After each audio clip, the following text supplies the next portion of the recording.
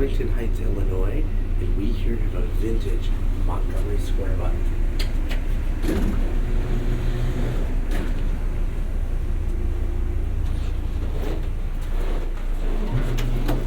Go to 1.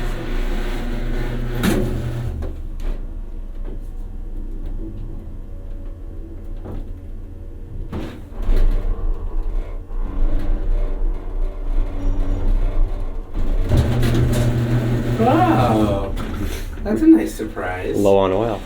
It's working on a beat. The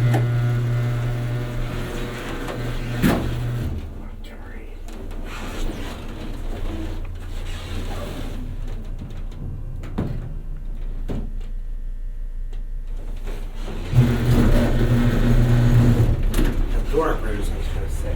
Does that work? Yep. Nope. There goes Jared.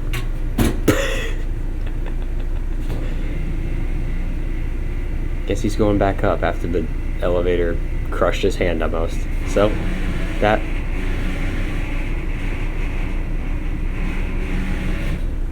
Wow. So that's it.